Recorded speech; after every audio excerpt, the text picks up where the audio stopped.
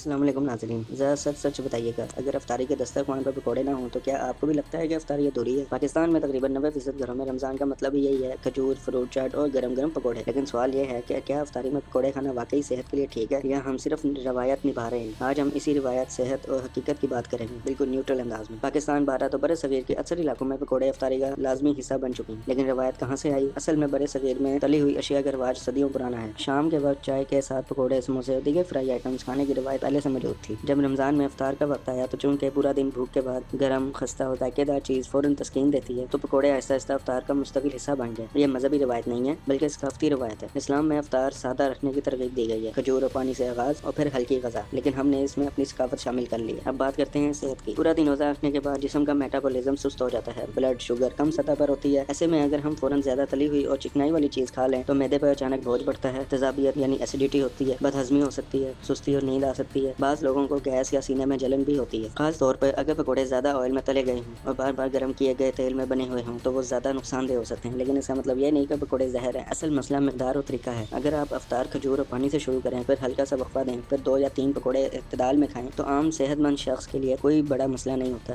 مسئلہ تب بنتا ہے جب پلیٹ بھر کر تلی ہوئی چیزیں کھا لی جائیں۔ تو افطار میں ہمیں کیا کھانا چاہیے؟ افطار کا بہترین طریقہ یہ ہے: کھجور فوری توانائی کے لیے، پانی یا لیمو پانی جسم کو ہائیڈریٹ کرنے کے لیے، پھل قدرتی شوگر اور فائبر کے لیے، ہلکی پروٹین جیسے چنا چاٹ یا دال۔ اس کے بعد اگر دل چاہے تو تھوڑی مقدار میں پکوڑے بھی کھائے جا سکتے ہیں۔ اب سوال یہ ہے کہ آئلی چیزوں میں بہتر آپشن کیا ہیں؟ اگر پکوڑے بنانے ہی ہیں تو کم تیل استعمال کریں، ایئر فرائی استعمال کریں، بیسن میں پالک، پیاز، آلو کے ساتھ سبزیاں بھی شامل کریں، زیتون یا سرسوں کا تازہ تیل استعمال کریں، بار بار استعمال شدہ تیل سے پرہیز کریں، اس سے نقصان کافی حد تک کم ہو جاتا ہے۔ اب بات کرتے ہیں سحری کی۔ سحری میں ہمیں ایسی غذا چاہیے جو دیر تک توانائی دے، پیاس کم لگائے، معدے کو بھاری نہ کرے۔ بہترین چیزیں کیا ہو سکتی ہیں؟ انڈے، دلیا، دال، دہی، روٹی یا براؤن بریڈ، مونگ پھلی یا بادام۔ زیادہ پانی، بہت زیادہ نمکین اور مسالہ دار چیزیں پیاس بڑھا دیتی ہیں، اور سحری میں بھی بہت زیادہ تلی ہوئی اشیاء دن بھر سستی کا باعث بن سکتی ہیں۔ تو کیا پکوڑے چھوڑ دینے چاہیے؟ ہرگز نہیں۔ رمضان خوشی کا مہینہ ہے، دسترخوان پر محبت بھی ہونی چاہیے، ذائقہ بھی، لیکن یاد رکھیں افطاری کا مقصد صرف پیٹ بھرنا نہیں بلکہ جسم کو سنبھالنا بھی ہے۔ اعتدال سب سے بڑی سنت ہے۔ اگر ہم توازن رکھ لیں تو نہ روایت ٹوٹے گی نہ صحت خراب ہوگی۔ آخر میں ایک بات دل سے: رمضان ہمیں صرف بھوک برداشت کرنا نہیں سکھاتا بلکہ نفس پر قابو پانا بھی سکھاتا ہے۔ اگر ہم کھانے میں بھی اعتدال سیکھ لیں تو یہی رمضان کی اصل کامیابی ہے۔ اللہ تعالیٰ ہمیں صحت مند روزے رکھنے کی توفیق دے، ہماری عبادات کو قبول فرمائے اور ہمیں اس مہینے میں خود کو بہتر بنانے کا موقع عطا کرے۔ آپ کے گھر افطاری میں کیا لازمی بنتا ہے؟ کمنٹ میں ضرور بتائیے گا۔